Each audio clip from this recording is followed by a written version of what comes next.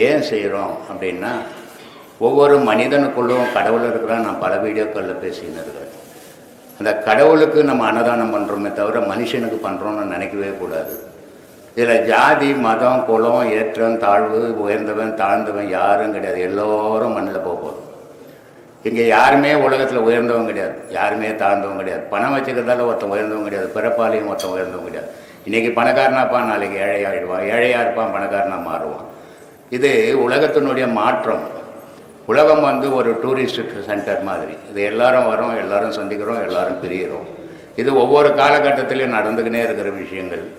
ஆனால் இந்த உடலிலிருந்து இந்த உயிர் பிரியறதுக்குள்ள இறைவனை உணரணும், தன்னை தான் உணரணும். உலகம் ஃபுல்லாக சுற்றி சுற்றி எத்தனை கோயில் சுற்றினீங்கன்னாலும் தன்னை உணரவே முடியாது. உலகத்தை தெரிஞ்சுக்கலாம், மற்ற விஷயங்களை தெரிஞ்சுக்கலாம், ஆனால் உங்களை பற்றி தெரிஞ்சிக்க முடியாது. இந்த ஆசிரமத்தினுடைய குறிக்கோளே என்ன? தன்னை தெரிஞ்சுங்க. நான் யார்? அதுதான் உங்களுடைய கேள்வியாக இருக்கணும். நான் எதுக்காக பிறந்தேன், எதுக்காக வந்தேன், நான் என்ன செய்ய வந்தேன், என்ன செய்துன்னு இருக்கிறேன், இதை உணருங்கன்றதுக்காக தான் இந்த ஆசிரமத்தினுடைய குறிக்கோள். இதை உணர்றதுக்கு தான் உபதேசங்களும் கொடுக்குறோம், இவ்வளோ உபதேசங்கள் கொடுக்குறோம். இந்த உபதேசங்களை செய்ய முடியாதவங்க தயவு செய்து உபதேசம் வாங்கி அதை வீணாக்காதீங்க, அதனுடைய மரியாதையை கெடுத்துடாதீங்க. முடிஞ்சவங்க மட்டும் வாங்குங்க. ஆனால் உபதேசம் வாங்குறவங்க உபதேசம் வாங்கிறதால ஏதோ ஞானி ஆகிட்டோம், நம்ம ஆன்மீகவாதி ஆகிட்டோம்னு நினைக்காதீங்க. எந்த உபதேசம் கடவுளே உபதேசம் கொடுத்தாலும் நீங்கள் செய்தால் தான் அது உங்களுக்கு பலன் உண்டு. உபதேசம் கொடுக்கறதால ஒரு பலனும் கிடையாது. வழியை காட்டுறோம், அந்த வழியை நீங்கள் போய் அடையிறது, இலக்கு அடையிறது அது உங்களுடைய சாமர்த்தியம் தான். அதுக்காக நீங்கள் முயற்சிகள் பண்ணணும். 1000 வேலைகள், 1000 கஷ்டங்கள் நமக்கு இருந்துக்கினே இருக்கும் உலகத்தில். நம்ம வாழற வரைக்கும், உடலை விட்டு உயிர் பிரிகிற வரைக்கும் ஒவ்வொரு மனிதனுக்கும், பணக்காரனாக இருந்தாலும் ஏழையாக இருந்தாலும், ஒவ்வொரு துன்பங்கள் வந்துக்கினே இருக்கும். ஆனால் அத்தனை துன்பத்திலையும் இறைவனை நம்ம கை கொள்ளணும். நம்ம யாருன்னு நம்மளை தெரிஞ்சுக்கணும். நம்மளை யாருன்னு நம்ம தெரிஞ்சுக்கணும்னா கடவுள் யாருன்றதை ஈஸியாக தெரிஞ்சுக்கக்கூடிய வழி தான் நம்ம காட்டி கொடுத்துன்னுக்குறோம். எல்லாரும் சொல்லுவாங்க நம்ம வாழ்க்கை நம்ம கையில் தான். ஆமாம், நம்ம வாழ்க்கை நம்ம கையில் தான். ஆனால் நம்ம உயிர் யார் கையில்? நம்ம உயிர் நம்ம கையில் இருந்ததுன்னா நம்ம சாக போகிறதே இல்லை, மரணம் அடைய போகிறதே இல்லை. ஆனால் நம்ம உயிர் நம்ம இறைவன்கிட்ட இருக்குது. அதனால் வாழ்க்கை, உடல் என்ற உலகன்ற வாழ்க்கையை வாழறது இந்த உடலும் உலகமும் சம்மந்தப்பட்டது. ஆனால் உயிர் இறைவனை சம்மந்தப்பட்டது. அதனால தான் நான் பல வீடியோக்களில் உங்களுக்கு சொல்லி கொடுத்துன்னுக்கிறேன், எல்லா விஷயத்தையும் சொல்லினுக்கிறேன். வாழ்க்கை என் கையில், ஆனால் என்னுடைய உயிர் இறைவன் கையில். அப்படிப்பட்ட இறைவனை நான் அறியணும். அறியறதுக்கு எது வழி? அந்த வழியில் நான் பயணம் பண்ணணும். என் வாழ்க்கையில் 1000 துன்பங்கள், 1000 இன்பங்கள் வந்து போச்சு, ஆனால் இறைவன் வரலையே. இறைவனை அடையணும் நான். அதுக்கு வழி எது? அந்த வழியை தெரிஞ்சுக்கணும், அதில் பயணம் பண்ணுங்க. அது உங்கள் வாழ்க்கைக்கும் நல்லது, உங்கள் மனசும் அமைதியாக இருக்கும், ஆனந்தமாக இருக்கும். அதுக்காக தான் இவ்வளவோ 40 வருஷமாக நான் பேசின்னு இருக்கிறேன். இந்த மக்கள் துன்பம் துன்பம் துன்பம், அண்ணன் செத்தான், தம்பி செத்தான், புருஷன் செத்தான், பொண்டாட்டி செத்தா, புள்ள செத்தா, இதே துன்பங்கள். எல்லா துன்பங்களும் ஒரு நாள் மாறியாகும். எதுவுமே நிரந்தரமான துன்பங்கள் இல்லை. எந்த இன்பமும் நிரந்தரமான இன்பமும் இல்லை. எப்படியாப்பட்ட பணக்காரனாக இருந்தாலும் துன்பங்கள் வரும், எப்படியாப்பட்ட ஏழையாக இருந்தாலும் இன்பங்கள் வரும். எல்லோருக்கும் இந்த உலகத்தில் இது சகஜமான விஷயம். ஆனால் எல்லோருக்கும் இறைவனை அடையிறதில்லை. இறைவனை அடைய வழி தேடுறது தான் நம்ம சொல்லிக் கொடுக்குறோம். அதை அடையுங்க. அதை அடைஞ்சிங்கனால்தான் முக்தி, மோட்சன்றது ஏதோ வாயில் பேசுகிற விஷயம் இல்லை. உயிரால் அடையணும். உயிர் ஒரு ஏணி மாதிரி, அதை வச்சு ஆன்மாவை அடையணும். உலகத்தில் கடவுள் 2 கடவுள். ஒன்று உலகத்தை படைச்சி உலகத்தையும் ஆட்டி படைச்சின்னுக்கிற கடவுள் ஒன்று, நமக்குள்ளே ஆன்மான்ற கடவுள் ஒன்று. நமக்குள்ளே இருக்கிற கடவுள் தான் நம்ம வாழ்க்கையை நிர்ணயம் பண்ணுது. அதை அடைஞ்சிங்கன்னா நம்ம வாழ்க்கை சுபிட்சமாக இருக்கும், இன்பமான வாழ்க்கையாக இருக்கும், ஆனந்தமான வாழ்க்கையாக இருக்கும்.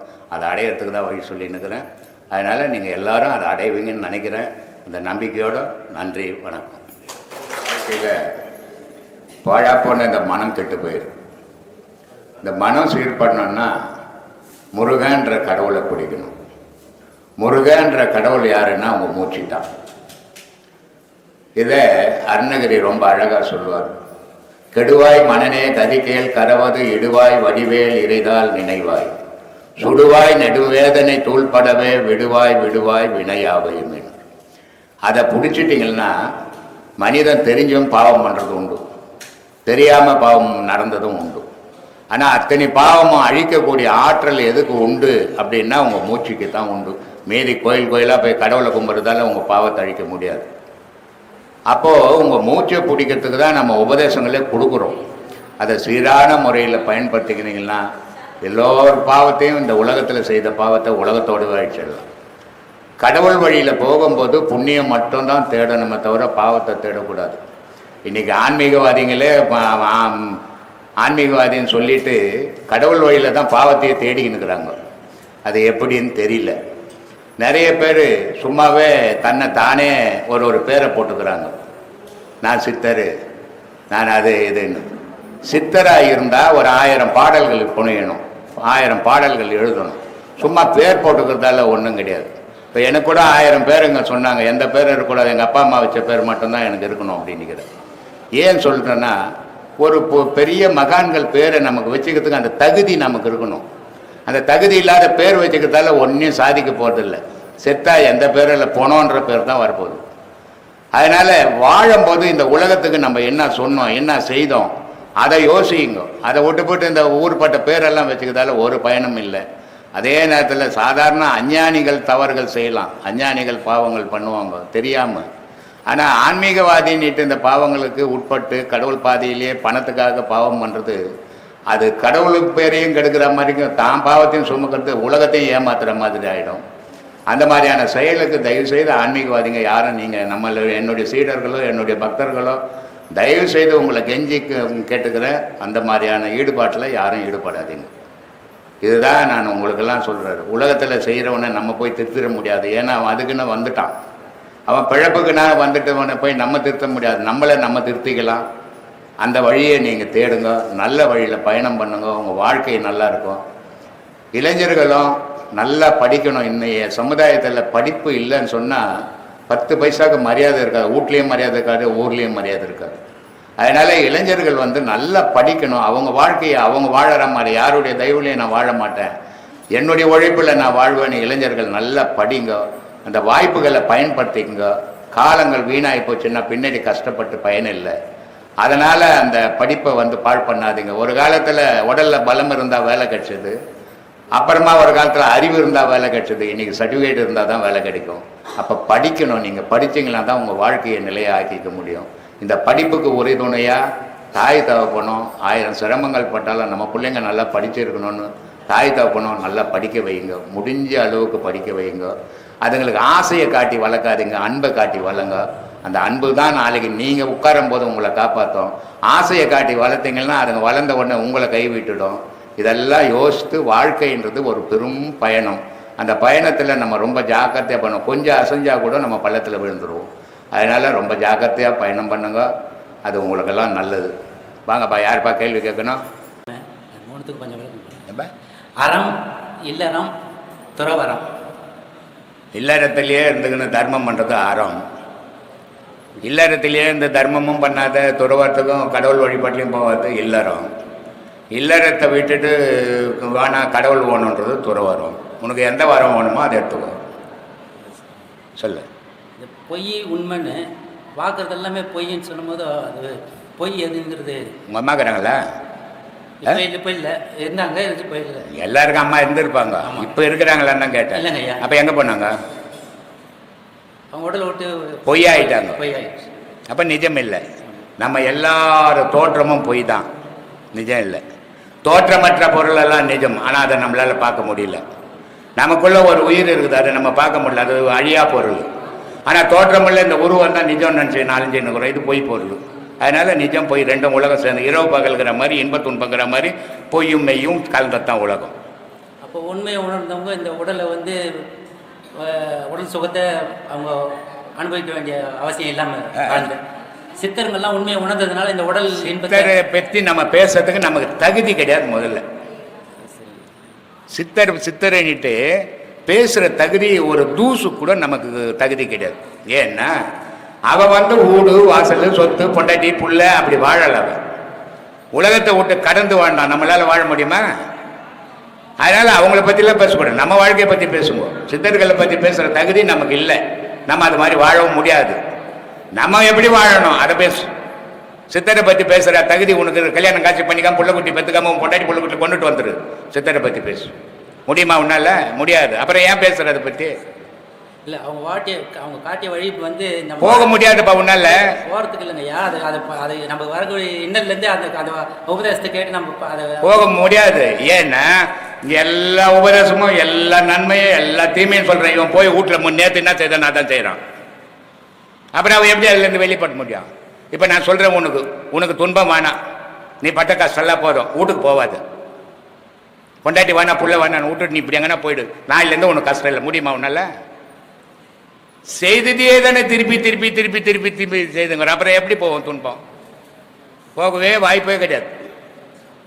சும்மா கற்பனையில் தான் நினச்சிக்கலாம். பார்க்கக்கூடிய இது விஷயத்துக்கு வந்து மனசு அவ்வளோ நம்புது. பார்க்காத விஷயங்கிறது இந்த உணர்கிற விஷயத்துக்கு போகவே மாட்டேங்குது. போகாது. தோற்றம் தானே அடையாளம் அதுக்கு. அதனால் அந்த தோற்றத்தில் தான் அது வாழும். தோற்றம் மற்ற பொருள்கிட்ட போகாது, போகவும் தெரியாது, சொன்னாலும் போகாது அது. ஏன்னா ஆசைத்தை மறைச்சிடும், பாசம் மறைச்சிடும், காமம் மறைச்சிடும். இந்த 3 ஆசை, பாசம், காமம், இது 3 இருக்கிற வரைக்கும் கடவுளுக்கும் மனுஷனுக்கும் சம்பந்தம் கிடையாது. சொல்லு. அப்போ கடவுள் தன்மை அடைஞ்சவங்களும் திருப்பி அந்த உருவத்தில் வந்து தான் நமக்கு எல்லாமே வழிகாட்டுறாங்க. ஒரு வழியும் யாரும் வந்ததா தெரியல எனக்கு. யாருன்னா வந்திருந்தா சொல்லு, நான் தெரிஞ்சுக்கிறேன். இல்லை, மகான்கள் எல்லாமே இறைவனுடைய மகான்கள் வேறப்பா. மகான்கள் பேசுகிற தகுதி நமக்கு இல்லைன்ற. ஒவ்வொரு மகானும் எல்லா விஷயத்தையும் இந்த மனிதன் எப்படி வாழணும்னு சொல்லியிருக்கிறான். எந்த மனுஷனால வாழ முடியும்? அவன் சொல்கிறான், பெண்டாட்டி பெருவிலங்கு பிள்ளை ஒரு சொல்லா நீ இவையெல்லாம் நீக்கி நான் எக்காலம் சுகம் பெறுவணும். சரி, பொண்டாட்டி பெருவிலங்குன்னாரு, புள்ள ஒரு சொல்லனார், 2 பேரும் வானா போங்கன்னு சொல்லிடுவியா? மகான்கள் தான் சொல்லிக்கிறான். சொல்ல முடியாது. ஏன்னா செலந்தி வலை இருக்குது தெரியுமா? செலந்தி வலை, செலந்தி பூச்சிக்குது இல்லை, அதனுடைய வலையை யாரும் கட்ட முடியாது, அதுவே தான் கட்டும். ஆனால் அதிலேயே சிக்கிக்கின்னு செத்து போகும். மனுஷன் என்ன பண்றான்? இந்த குடும்பம்ன்ற ஒரு வலையை பின்னிட்டு அதுலேயே மாட்டி செத்து போயிடுவான். அதனால அதுல இருந்து வெளியே வர முடியாது அவனால. அப்போ நினைப்புல மட்டுமே இருக்க முடியும். நினைப்புல வாழலாம். நான் கடவுள் கூட இருக்கிறேன், என் குடும்பத்தில் சந்தோஷமா இருக்கிறேன், உதப்பட்டு கூட வெளியே வந்து சொல்ல முடியாது. இல்லை, என்ன மீசெல்லாம் வச்சுக்கிறேன், அதனால சந்தோஷமா இருக்கிறேன், என் பிள்ளைங்கெல்லாம் தங்கமான பிள்ளைங்க, வீட்டில் பூந்து ஒதிப்பாங்க. ஆனால் வெளியே வந்து சொல்ல முடியாது, நான் வெக்கமா இருக்குமே. அதனால சொல்லுவேன், தங்கமான பிள்ளைங்கப்பா, என் பேச்சே தட்டாதுன்னு சொல்லிக்கிறதுக்கு நல்லா இருக்கும், கற்பனைக்கு நல்லா இருக்கும், நிஜத்துக்கு வராது. நிஜத்துக்கு போகிறதுக்கு வாய்ப்பே கிடையாது சாமி. கட்டையோட கையில் சொன்னேன். நான் உண்மையை சொல்கிறேன், நீ எடுத்துக்கலாம் போ, தப்பிக்கவே முடியாது இனி. அப்போ நம்ம பொறுத்த வரைக்கும் இந்த காற்றை நம்ம உள்ள அடக்கிற வரைக்கும் நம்ம கொஞ்சம் துன்பத்துலேருந்து விலகி நிற்க முடியும், வேற வழி கிடையாது. துன்பத்திலேருந்து நீ விலகி நின்னா கூட நீ பெற்றது உன்னை விலக விடாத, வலிசின் பையில வச்சுக்கோ. நீ விலகிடலாம், நம்மளால இது தாங்க முடியல அப்படின்னு தான் நீ நினைப்ப. இந்த குழந்தைங்க என்ன தப்பு பண்ணா சூடு வைப்பாங்க தெரியுமா? அப்போதைக்கு அது பயம். சூடு வைப்பாங்க. சூடு வைக்க போறேன்னா குழந்தை ஓடும். ஆனால் அம்மா என்ன பண்ணுவாங்க, ஓடின குழந்தை ஓடி போச்சு பயந்துக்கு சூடு வைக்கவா நான் ஓட மாட்டாங்க, வலிச்சின்னு வந்து வச்சு 2 சூடு வலிப்பாங்க. அது மாதிரி உன்னை பெத்த பிள்ளைங்க உன்னை நீ வானான போனான உன்னை வலிச்சின்னு அதில் சூடு வைப்பாங்க. அப்போ நீ எங்கே தப்பிக்கிறது? அப்போ இயற்கை வந்து அதெல்லாம் இயற்கையெல்லாம் கிடையாது. இயற்கைக்கே வேலை கிடையாது, நீ உனக்கு தான் வேலை. நீ வளர்ப்பு எப்படி வளர்க்கணும்னு வளர்க்கவே இல்லையே. நம்ம தான் பிள்ளைங்களை அப்படி வளர்க்கறதே இல்லையே. பிள்ளைங்களை வந்து ஏய் உட்கார்ப்போ, உனக்கு நான் உனக்கு சோறுவணும், துணியா போ, தூக்கி மடியில எல்லாம் வச்சுக்கிறேன். அப்போ வெனியை நானே எல்லாம் வளர்த்துக்கின்னுக்கிறேன். அதுக்கு என்ன செய்யணும்? எத்தனை வீடியோவில் சொல்றேன், அது கடமையை செய்யுங்க, விழுந்துடாதீங்க பாசத்தில். திருப்பி தப்பிச்சு வெளியே வர முடியாதுன்னுட்டு போய் விழுந்துட்டு பிறகு வரலையே நான் என்ன பண்றது? வர முடியாது. இனிமேல் அவளையே போக வேண்டாம், மூழ்கி போக வேண்டியதுதான். கடமைங்கிறதுலாம் ஒன்னே நடக்காது. என்ன சரி, தாமரையில் தண்ணீர் இதெல்லாம் அதாவது புள்ளப்பூச்சி தாமரையில் தண்ணி மேலே இருக்கிறது, அப்புறம் இப்போ புளியம்பழம் ஓடு மாதிரி சாத்தியமா? இது சாத்தியமா? பேச்சாளர் பாம்பாட்டி சொல்றாரு, பூ வருது, பூவிலேருந்து பிஞ்சு வருது, பிஞ்சிலேருந்து காய் வருது, காயிலேருந்து செம்பழம் ஆகுது, செம்பழத்துலேருந்து பழமாகுது. ஆனால் எல்லாம் ஒன்றா தான் இருந்தது. இது ஒட்டி வந்த உடனே குழுகுனின்னா ஆடும், கொட்டை தனியாக ஆடும், ஓடு தனியாக ஆடும், பழம் தனியாக ஆடும். நீ ஆடலையே, உன் பொட்டாட்டி ஆடினா நீ இல்லை ஆடுற, உன் புள்ள ஆடினா நீ இல்லை ஆடுற. சொல்லு. பழுக்கலன்னு அர்த்தமா? அப்போ பழுக்கலன்னு அர்த்தமா? இல்லை பழுக்கல இல்லை, பாழா போச்சுன்னு அர்த்தம். பழுக்கல இல்லைப்பா, பாலா போயிடுச்சு, அது சொத்த பழமா போயிடுச்சு. அது இனிமேல் பழுக்காத. அப்போ அப்போ அடுத்த பிறவியில் ஏதாவது வாய்ப்பு இருக்குமா ஐயா? அடுத்த பிறவி இருந்தால் பார்க்கலாம். ஆனால் ஒரு பிறவி இருக்கு. ஏன்னா அடுத்த பிறவியில் போகிறதுக்கு இப்போ அடுத்த பிறவியில் நீ என்ன ஒரு மாட்டை பிறந்துட்டீன்னு என்ன பண்ணுவேன்?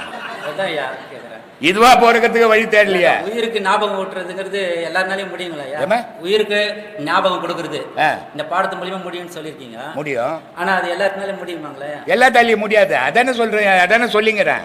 எல்லாத்தாலையும் முடியறதா இருந்தா உன்னாலே முடியும்னு சொல்லியிருப்பேன். ஆனா உன்னால அந்த பாடத்துக்கிட்ட போக முடியல பாவம். அப்புறம் நீ எங்க அடுத்த பிரிவில் மனுஷனா தான் பார்ப்பேன். ஒரு நாயா போட்டு நம்மளே கல்ல தச்சுங்கிறோம். அந்த மாதிரி நம்மள அடிச்சான்னு என்ன பண்றது? அதனால இதெல்லாம் சாத்தியமே கிடையாது. விதி விட்ட வழின்னு போ. இதுதான் வேணும், இப்படித்தான் வாழ்வ அப்படின்னு வாழணும். எப்படி ஒன்னா வாழ்வேன். ஆடுறா மாடுறா, ஆடுறா ராஜா ஆடுறா ராஜான்னு கொம்பேத்தன குரங்காட்டுறான். அப்படி ஆட்டினா வீட்டுல நம்ம ஆடி இருந்தோம்னா அவ்வளவுதான் கேதி. 75 வயசாச்சு. எங்க பையனுக்கு 47 வயசாச்சு. எங்க பொண்ணுக்கு 50 வயசாச்சு. இன்னொரு பையனுக்கு 45 வயசாச்சு. இன்னைக்கு வரைக்கும் நான் எந்த புள்ள தெய்வலையும் வாழலை.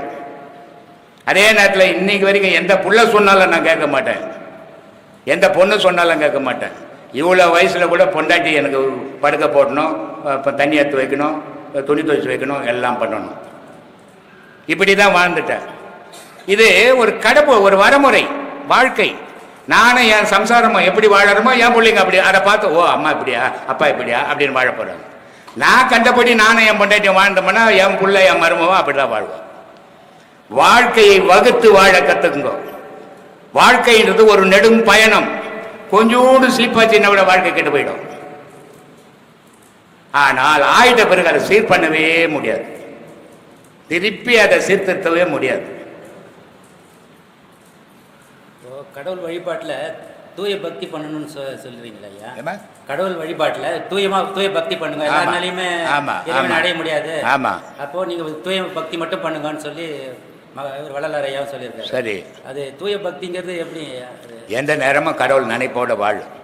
காலையில் எழுந்தீங்கன்னா எந்த வேலை செய்யலையோ கோயிலுக்கு போ. அங்கே சாமி இருக்குதோ இல்லையோ உன் மனசில் சாமி இருக்குது. டெய்லி அதை 1 மணி நேரம் வழிபாடு. ஏன்னா இதெல்லாம் முடியாது உங்களால், இதுக்கெல்லாம் உங்களுக்கு வசதி கிடையாது. நீ உன் நண்பன் எல்லாம் வேஸ்ட்டு கேஸ். அதனால் டெய்லி கோயிலுக்கு போ.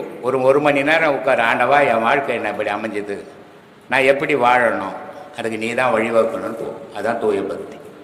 10 ரூபாய் இருந்ததா 10 பேர் கொடுத்துட்டு வா. 10 ரூபாய் இருந்ததா ஒரு நல்ல ஒரு இதுப்பா. அந்த பொண்ணு காயத்ரி பெங்களூர்லேருந்து வருது, அன்னதானம் மாதம் போட்டு தேவா ஆட்டோ ஓட்டுறாங்க. 600 பேருக்கு 29ஆம் தேதி அன்னதானம் பண்ணாங்க. இப்போ இதனால் இவங்கெல்லாம் அன்னதானம் பண்ணுறதில்ல, எனக்கு என்ன நன்மை? ஆனால் எத்தனை உடலில் இருக்கிற உயிர் வாழுது. இதை மாதிரி காரியங்கள் செய்யணும். இதுதான் தூய பக்தி. ஆன்மீகம் வேற, இது வெளி உலகத்தில் செய்யறதெல்லாம் நல்ல பக்தி. ஆனால் இது எல்லாரும் செய்வானா? எல்லாரும் செய்ய மாட்டான். இந்த இப்போ வந்து போச்சு உமான்னு ஒரு பொண்ணு. காலையில் இந்த பொண்ணு 75 பேருக்கு நாஸ்தா கட்டின்னு போய் ஹோட்டல்லேருந்து கொடுக்குது. மத்தியானம் அவங்க அம்மா சாம்பார் சாதம் பார்சல் பண்ணி எல்லாருக்கும் கொடுக்குறாங்க. இது நான் வாழ்ந்தா போதாது, இந்த உலகம் நல்லா இருக்கணும். இந்த உலகத்தில் இருக்கிற மக்கள் தான் நான் தான் அவங்க. அது மாதிரி பக்குவத்தை வளர்க்கணும். சும்மானா பந்தா பண்ணின்னு தெரியுதால ஒரு பையனுங்க வீணா அழிய போறேன்னு அர்த்தம். தர்ம காரியம் மட்டும்தான் நம்ம தற்காக்கும். தர்ம காரியம் பண்ணும்போது நமக்கு கொஞ்சம் மனசு சந்தோஷம் கிடைக்கும். 10 பேர் நான் பல வீடியோக்களில் சொல்கிறேன், நீ சாப்பிட்டு சந்தோஷப்பட, அந்த 10 பேரை சாப்பிட வச்சு பார்த்து சந்தோஷப்படணும். 10 பேர் சாப்பிட்டாவே உனக்கு பசியாறிடும். அது ஒரு சந்தோஷம். நம்மளால் 10 பேருக்கு பண்ணணும். இப்போ ஒன்றும் இல்லை, இந்த ஆசிரமம் கட்டும்போது 10 பேர் கூட கிடையாது. அதுக்கப்புறம் 20 ஆச்சு, 50 ஆச்சு, 100 ஆச்சு. இன்னைக்கு 2000 பேர் சாப்பிட்றான். அப்போ இது ஒரு சந்தோஷம். நேற்றை விட இன்னைக்கு 2000 பேருக்கு போட முடிஞ்சத, அப்போ கூட இவ்வளோ தான் போட முடியும், இன்னும் போட முடியாதா? ஒரு சந்தோஷம். இப்படி சந்தோஷம் பண்ண. நான் சாப்பிட்டுட்டு 4 வகை பதார்த்தம் வச்சுக்கணும், ஆஹா இதாடா சாப்பாடு என்னன்னா மண்ணில் போகாது. இந்த அதான் சொல்கிறாரு, பட்டு ஆடை எல்லாம் போட்டெல்லாம் சாப்பிட்டப்பா. ஆனால் நீ எதெல்லாம் சாப்பிட்டியோ அதெல்லாம் ஒன்றை சாப்பிட்ட போதேன்றாரு. கொன்றது தின்றது, தின்றது கொன்றது, சிறுத்தது பெருத்தது, பெருத்தது சிறுத்தது அப்படின்றத சொல்கிறாரு. அவர் சொல்கிறாரு பத்ரகிரி, மண்ணுலகில் பிறந்தது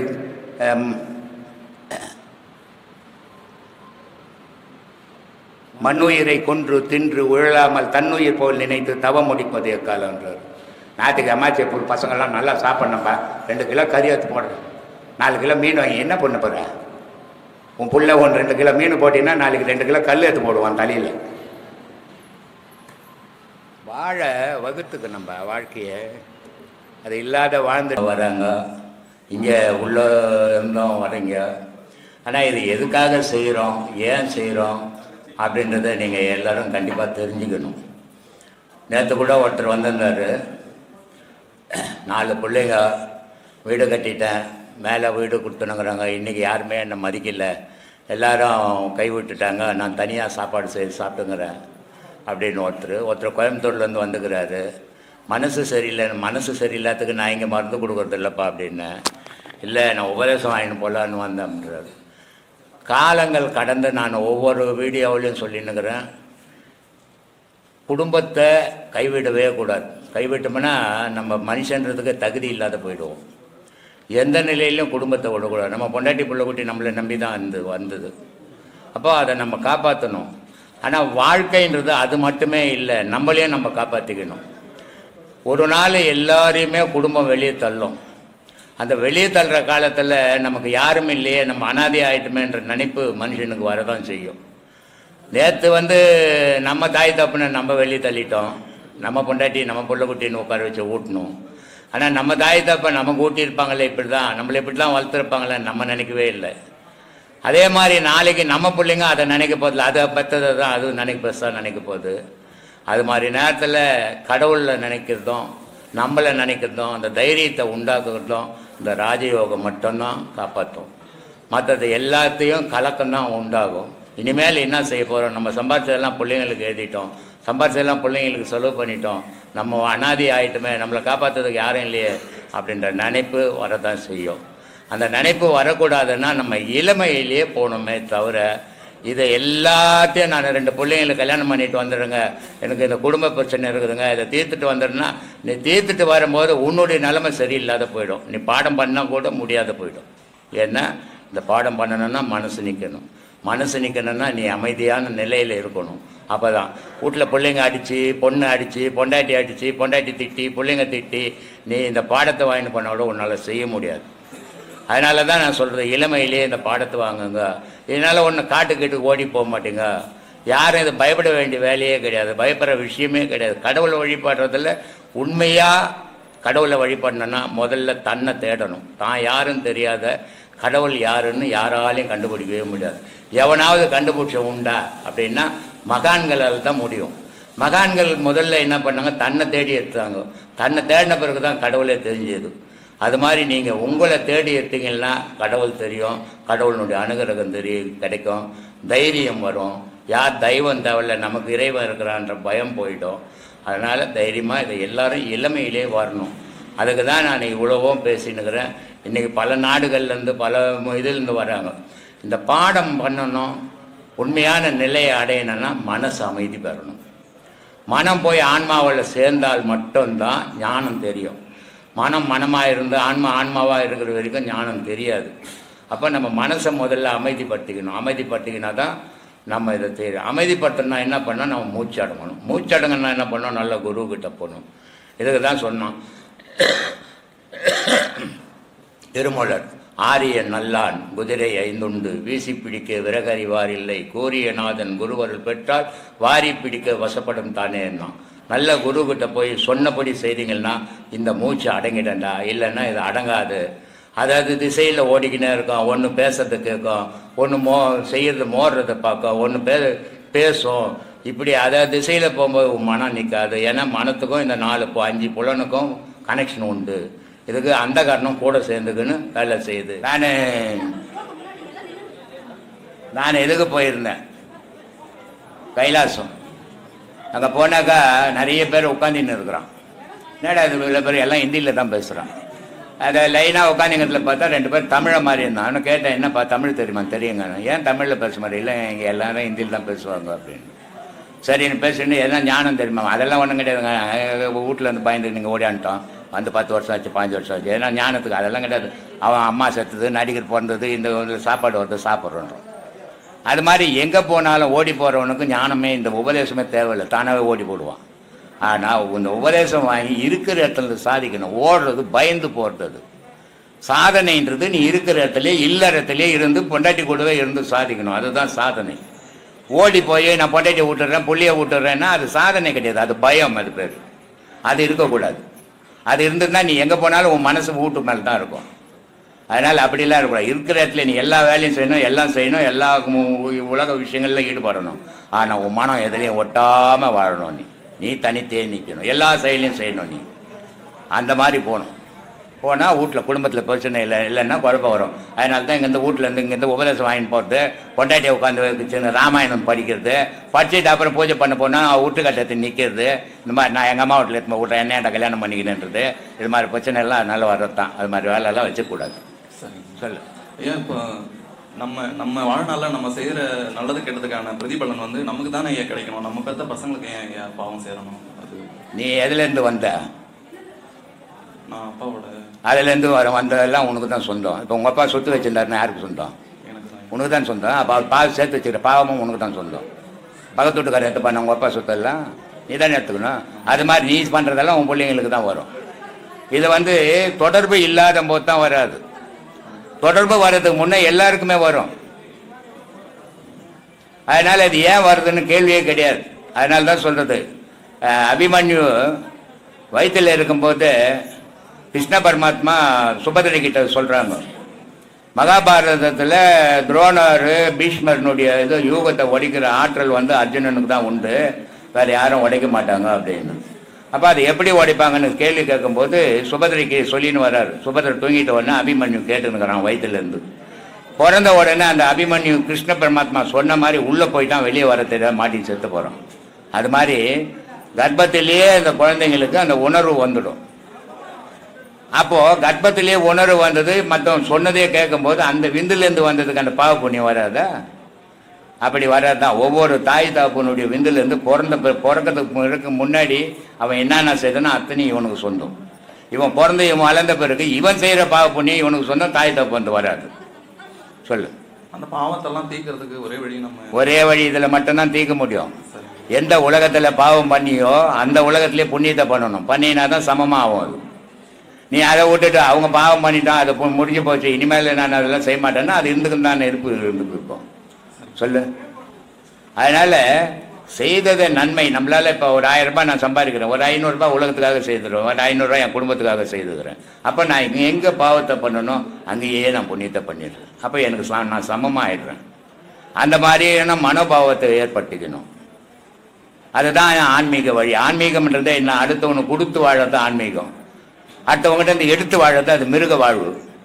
மனிதன்றவனை கொடுத்து வாழறவன் தான் மனிதன், எடுத்து வாழறது மிருகம். மிருகம் மாதிரி வாழக்கூடாது. இவ்வளோ நாள் எப்படி ஒன்றா வாழ்ந்துடலாம். இனிமேல் நமக்கு இந்த பக்குவம்லாம் தெரிஞ்ச பிறகு மனிதனாக வாழ பழகுங்க. பார்க்கறதுக்கு எல்லாரும் மனித மாதிரி இருப்பான், ஆனால் குணங்கள் மனித மாதிரி இருக்காது, மிருகம் மாதிரி இருக்கும். அதனால தான் நான் சொல்கிறது, மனித மாதிரி இருக்கிறது பெருசு இல்லை, மனித மாதிரி பழகுங்க அப்படின்றது. அதனால மனிதனாக மாறும்போது மனோபாவம் பக்குவப்படும் போது எல்லாம் ஒன்று தான் அப்படின்ற நினைப்பு உண்டாகும். ஆதியில் வந்து போன பிறப்பினுடைய நோக்கமே இந்த பிறப்பில் உனக்கு தெரிஞ்சிருந்ததுன்னா உலகம் இந்நேரம் இருந்திருக்காது. ஒருத்தன் வெட்டி கொண்டுட்டு இருப்பான் எப்போவோ. இது இந்த உடல் இருக்கிற வரைக்கும் தான் இந்த பிறப்பில் நீ என்ன செய்துனுக்கிறேன்னு தெரியும். இந்த உடல் விழுந்த உடனே அது மறந்து போயிடும். அது மறந்தால்தான் உலகம் இருக்கும். மறக்காத ஞாபகம் இருந்தால் உலகமே இருக்காது. அதனால் யாருமே எதையுமே தெரிஞ்சிக்க முடியாது. தெரிஞ்சுக்கிறதெல்லாம் ரகசியம், தெய்வ ரகசியம்னு பேர். அதை தெரிஞ்சுக்கிற நாள் வரும். எப்போ வரும்? அதை தான் அவைக்கிட்ட கேட்குறாங்க, அம்மா நான் முப்பிறவினுடைய நிலையை பற்றி தெரிஞ்சுக்கணும் அப்படின்னு. சரி, முப்பிறவினுடைய நிலையை பற்றி தெரிஞ்சுக்கலாம். இப்போ நீ வந்து ஞானியாக ஆகிட்ட. முப்பிறவியில் போன பிறவியில் வந்து நீ பணக்காரனாக இருந்த, இப்போ ஞானத்தை விட்டுட்டு திருப்பி பணக்காரனாக போக மாட்டேன், அப்புறம் எதுக்கு பாது அப்படின்னு. அது மாதிரி நம்ம போன பிறப்பில் என்ன வரணும், இப்போ எதுக்காக வந்துக்கிறோம், என்ன செய்துக்கிறியோ அதுக்காக வந்துக்கிற நீ என்ன அர்த்தம். இப்போ நீ என்ன செய்துன்னுக்கிற, நீ அதுக்காக தான் வந்த. அது இல்லைன்னு சொன்னால் நீ இந்த செயலை நீ செய்ய மாட்டேன். அதனால் எல்லா மனிதர்களும் எதுக்காக வந்தான், பூமியில் ஜனனம் பண்ணனா மரணம் அடைவான். ஜனனமும் மரணமும் இயற்கை. இந்த ஜனன மரணத்துக்குள்ளே இறைவன்ற ஒருத்தனை பிடிக்கணும். அதுக்காக மனித அனுபவமும் மனிதன் வந்து அடுத்தவனுக்கு நன்மையை சொல்கிறதுக்கும் அந்த அனுபவத்தை எடுத்து அடுத்தவனுக்கு விளக்கிட்டையும் மறையிறதுக்கு தான் மனிதனும். மற்ற ஜீவராசி பேசாது, மற்ற ஜீவராசி ஒருத்தர் நடத்தாது. உலகம் உற்பத்தி கடவுளுக்கு அடுத்தபடி மனிதனுடைய வாழ்வு. மனிதன் எதுக்காகன்னா கடவுளை பற்றி பேசணும். அதுக்காக படைக்கப்பட்டவன் தான் மனிதன். ஆனால் இவன் கடவுளை பற்றி பேசாத, இவனை பற்றி பேசிக்கிறான், தன்னை பற்றி பேசிக்கிறான், தான் குடும்பத்தை பற்றி பேசிக்கிறான், உலகத்தை பற்றி பேசிக்கிறான். அதெல்லாம் முக்கியம். கடவுளை பற்றி பேசணும். ஆனால் அந்த கடவுளை பற்றி பேசுறது உண்மையான பேச்சாக இருக்கணும், பொய்யான கடவுள் பிரச்சாரமாக இருக்கக்கூடாது. அதுக்காக வந்தது தான் மனித உடல். அந்த நோக்கம் ஒருத்தன் குழந்தையா பார்த்தான் கடவுள்னா அது குழந்தையாவே காட்சி கொடுக்கும். ஒருத்தன் முதியவராக பார்த்தான்னா ஒருத்தனுக்கு முதியவராகவே காட்சி கொடுக்கும். எவன் ஒருவன் எதை நினைக்கின்றானோ அவன் ஒருவன் அதுவாக ஆகின்றான். கடவுள் அப்படிதான். எந்த ஞானி எதுவாக நினைச்சாரோ கடவுள் அதுவாகவே காட்சி கொடுப்பாரு. அதனால அதுக்கு ஏற்ற மாதிரி சொல்ல, ஒருத்தர் கண்ணன் வரும், ஒருத்தர் முருகன் வரும், ஒருத்தர் சிவன் வரும், ஒருத்தர் அம்பாள்னு வரும். ஆனால் எல்லா பொருளும் ஒரு பொருள் தான். அது இவனுடைய நினைப்புக்கு ஏற்ற மாதிரி. இப்போ நீ உன் வீட்டில் 4 குழந்தை பிறந்து 4 குழந்தைக்கு ஒரே பேர் வைப்பியா, வேறு வேறு பேர் வச்சுப்பில்ல, அது மாதிரி தான் கடவுள் கொடுப்போம். அது ஆகிப்போச்சு. இந்த பஞ்சபூதம் சேர்ந்து தான் நம்மளெல்லாம் உருவாக்குச்சு. நம்மளை கடவுளை எந்த கடவுளும் யாரையும் உருவாக்குறதே கிடையாது. கடவுளை யாரும் உருவாக்குறதே கிடையாது. எல்லாமே இயற்கை. இயற்கையிலேருந்து தான் வந்தோம், இயற்கையாகவே இறந்து போயிடுறோம்.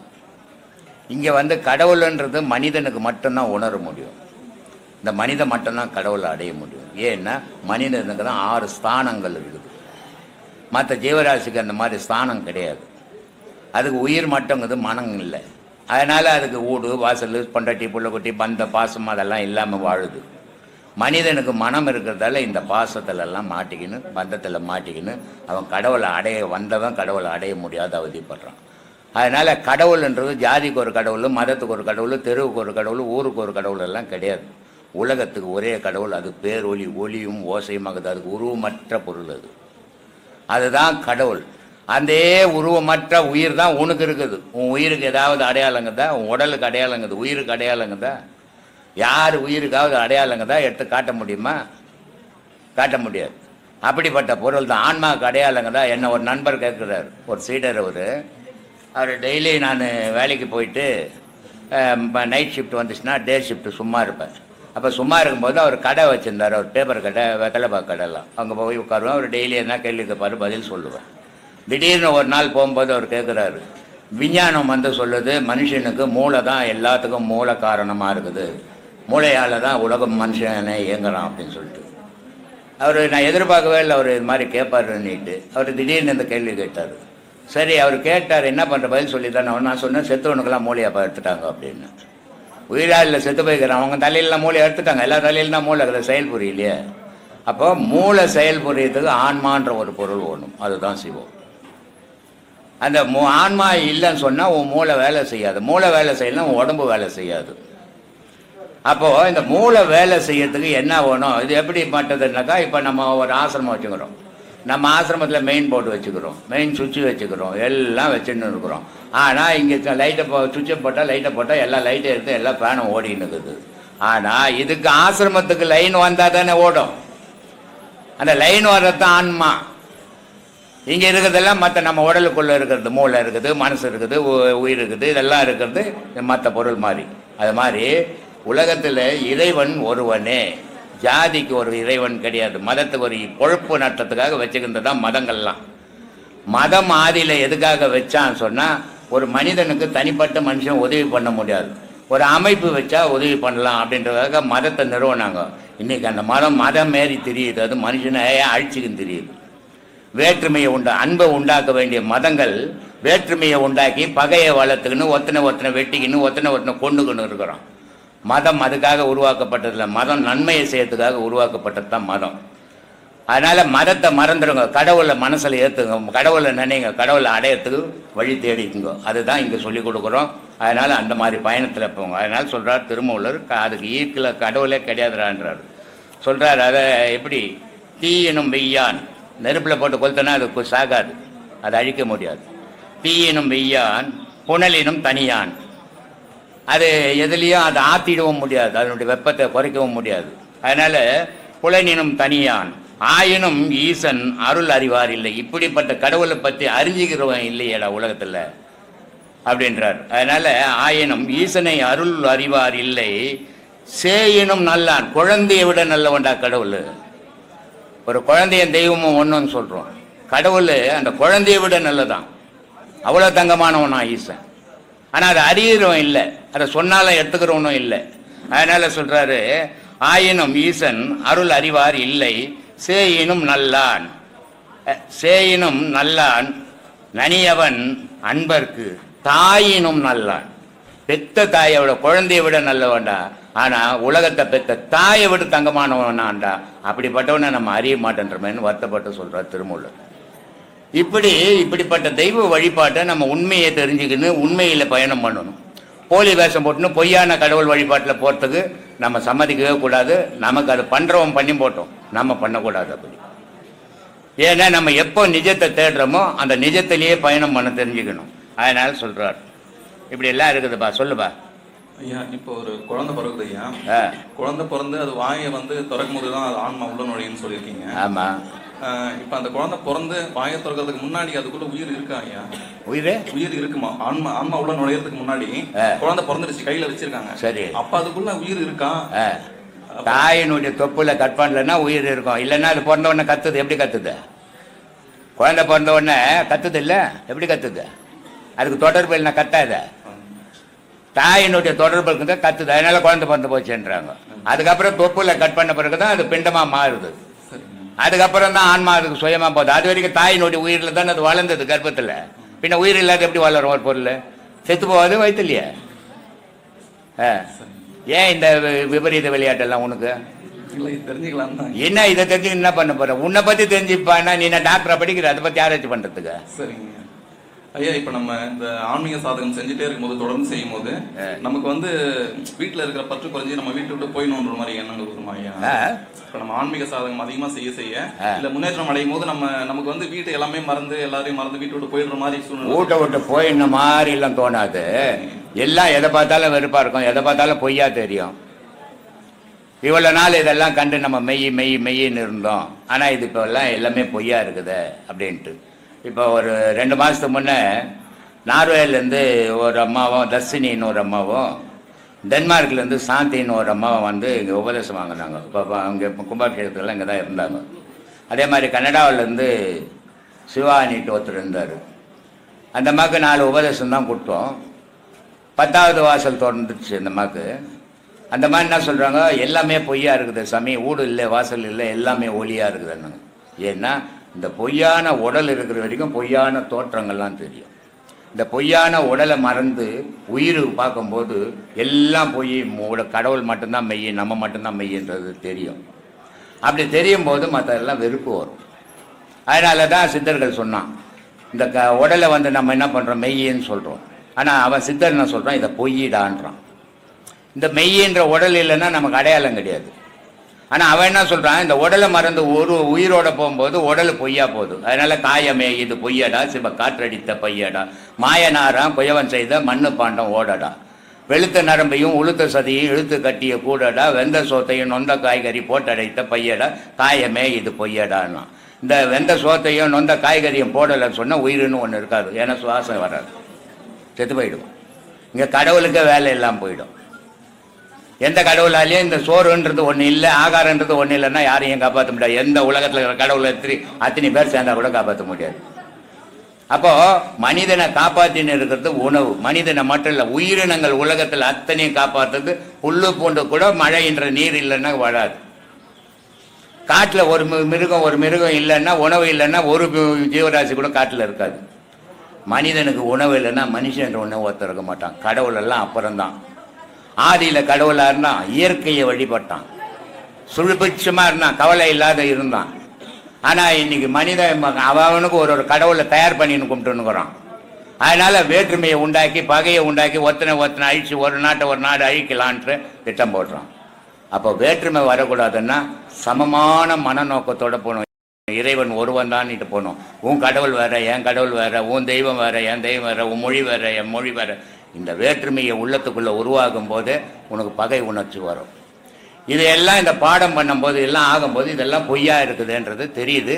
அதனால ஊட்டெல்லாம் போக மாட்டேங்க. ஊட்டெல்லாம் போக முடியாது. விட்டு போனோன்னா அதுக்கு இந்த உபதேசமே தேவையில்லை, தானாவே ஓடி போடுவான் எத்தனையோ பேர். காதில் வண்டு ஓடுது, ஒரே சத்தமாகுது, என்னால் தூங்க முடியல, என்னால் வேறு எதுவுமே செய்ய முடியல, மனசு அது மேலேயே போகுது அப்படின்றாங்க. அதே நேரத்தில் ஒரு மணி அடிக்கிற சத்தம் கேட்குது அப்படின்ட்டு திருமூலர் சொல்கிறார், 10 சத்தங்கள் வந்து ஒரு ஞானத்தில் போகிறவன் கேட்டாகணும். அப்போ தான் அவன் முழுமையான ஞானத்தை பெற முடியும் அப்படின்னு தசநாதம், தசவாய்வு. மனிதனுக்கு 10 நரம்பு, எல்லா நாடி நரம்பு 36,000 நாடி நரம்பு, 76,000 நாடி நரம்பு இருக்குது. அதில் முக்கியமான நாடி 10 நாடி. அந்த 10 நாடியில் முக்கியமான நாடி, தலையான நாடி 3 நாடி. அந்த 3 நாடிக்கும் தலையான நாடி அக்னிகலை நாடி, சுழுமுனை நாடி. இதில் சுவாசம் வந்து பயணம் பண்ணாத வரைக்கும் இவன் சராசரி மனுஷனாக வாழறான். இவனுக்கு எந்த மாற்றமும் தெரியல. ஆனால் இந்த பாடம் வாங்கி இந்த இடைகலை பிங்கலையிலையும் மூச்சு போய் அக்னி கலையிலையும் மூச்சு பாயும்போது இவனுக்கு காதுக்குள்ளே ஒரு வண்டு கொடையிற மாதிரி ஒரு சவுண்டு வரும். இது எப்படி இருக்குன்னா, ஒரு பெரிய அடர்த்தியான ஜொனையான இடத்துக்குள்ளே போகும்போது ஒரு உஸ்ன்னு ஒரு சவுண்டு ஒன்று கத்தும், வண்டு கத்தும். அந்த மாதிரி சவுண்டு வந்துடும். அது சாதாரண முதல் பாடத்துலேயும் வரும் சிலருக்கு, சிலருக்கு 2வது பாடத்துலேயும் வரும். ஆனால் 10 சத்தமும் வரும். மணி அடிக்கிற சத்தம், யானை பிளற சத்தம், கடல் ஓசை சத்தம், இந்த மாதிரி சத்தங்கள் வரும். எல்லா சத்தத்தையும் கூட மனுஷன் ஓரளவுக்கு தாங்கிப்பான். இந்த இடி சத்தம் வரும். இது வந்தால் கொஞ்சம் தாங்கிறது கொஞ்சம் கடினமாக இருக்கும், பயம் வந்துடும் தன்னறியாமையாக. அதை திருமூலர் சொல்கிறார். முடிவும் பிறப்பையும் முன்னே படைத்த அடிகள் உரையும் அருள்நெறி நாடில் இடியும் முழக்கமும் ஈசன் உருவம். அந்த மாதிரி இடி சத்தம் வந்துடுச்சுன்னா ஈசன் நம்மளோட உறவு கொள்றான்னு முடிவு பண்ணிக்கோ. ஆனால் நமக்கு என்ன பண்ணுறோம், பயம் வருது, என்னால் படுக்க முடியல தனியாக, எனக்கு பயமாக இருக்குது அப்படின்லாம் நம்ம சொல்கிறோம். ஆனால் இந்த மாதிரி வந்ததுன்னு சொன்னாவே ஈசன் உங்களை நெருங்கி உறவு கொள்றான்னு முடிவு பண்ணிக்கோ அப்படின்றார் இல்லையா? இதெல்லாம் நம்ம உணர்றதில்ல, நம்ம தெரிஞ்சுக்கிறது இல்லை. தெரிஞ்சிக்காமல் நம்ம ஞானத்தில் பயணம் பண்ணி ஞானத்தை அடையிறது இல்லை. அடையாமல் ஏதோ ஞானம் மாதிரி வேஷம் போட்டுனுக்கிறோமே தவிர நம்ம உண்மையை உணர்றதில்லை. கடவுள் வழிபாட்டில் போனால் மாறுதல் வரணும். நீ இன்னைக்கு எப்படி போனியோ ஒரு இடத்துக்கு, அதே மாதிரி இருந்தீங்கன்னா அந்த இடத்துக்கு போக வேண்டிய வேலையே கிடையாது. ஆனால் நீ மாறணும், எல்லாத்துலேயும் மாறி இருக்கணும். மாறி இருந்தால் தான் அந்த இடத்துக்கு போனதுக்கு பலன், அந்த பாடத்தில் வந்ததுக்கு பலன். அதனால் சொல்கிறாரு, முடிவும் பிறப்பையும் முன்னே படைத்த. நீ எப்படி ஆக போகிறேன்னு நீ படைக்கும் போதே உன்னை படிச்சுட்டான். நீ உன்னை படிச்சுக்கல, இனிமேல் தான் உன்னை படிச்சுக்கணும் நீ. ஆனால் இதுக்கு முன்னே படைக்கும் போதே உன்னை நீ எப்படி வாழ போகிற, நீ என்ன ஆக போகிறேன்னு இறைவன் படிச்சுட்டான் உன்னை. அதனால் சொல்லிட்டான், முடிவும் பிறப்பையும் முன்னே படைத்த அடிகள் உரையும் அருள்நெறி நாடில் இடியும் முழக்கமும் ஈசன் உருவம் கடிமலர் குற்றம் மலை அது தானே. அது எப்படி இருக்குன்னா, மலையை உடச்சி எடுக்கிற மாதிரி இருக்குமா. ஆமாம், அந்த சத்தம் அப்படி எடுக்கும்போது நம்ம தலை சிதற மாதிரி இருக்கும். இது நான் கூட கொஞ்சம் பயந்தாண்டில்லை, அது வந்த உடனே வீட்டிலேருந்து எழுந்தெல்லாம் கூட ஓடி இருக்கிறேன். ஆனால் அந்த பயம் அது மாதிரி ஓடக்கூடாது, பயம் வரக்கூடாதுன்னு தான் நான் கொஞ்சம் முன்கூட்டியே எல்லாருக்குமே சொல்கிறது. இந்த மாதிரி பயம் வரும், பயப்படாதீங்கன்னு சொல்கிறேன் நான். இதெல்லாம் இல்லாமல் ஞானம்ன்றது வராது, கடவுள் வழிபாடுன்றது வராது. ஏன்னா அதனால் சொல்கிறாரு அகஸ்தியர், விந்து நிலை தனை அறிந்து விந்தை கண்டால் விதமான நாதம் அது குருவாய் போகும். அந்த முள்ள நாதம் அது குருவாய் போனால் ஆதி அந்த மான ஜோதி நீ ஆவாய்ன்றார். இந்த உலகத்தில் உன்னை படைக்கும் போது எப்படி படைச்சானோ இறைவன், அப்படி ஆயிடுவ ஓசையோடையே வாழ்ந்தேனா. ஏன்னா ஜோதிக்கு கூட மனசு அடக்கிற ஆற்றல் கிடையாது, நாதத்துக்கு மனசு அடக்கிடும். அதனால் நாதத்தோட வாழுங்க அப்படின்றது. ஆனால் நாதம் வர்றது அவ்வளோ ஈஸி இல்லை. சரியான பாதை, சரியான குருக்கிட்ட போலன்னா அந்த நாதத்தெல்லாம் கேட்க முடியாது. சும்மா வெளியே கேட்குற சவுண்டு தான் கேட்டுன்னு இருக்கணும், உள்ளே கேட்காது. உள்ளே ஒன்றுக்கு மட்டும் கேட்கணும்னா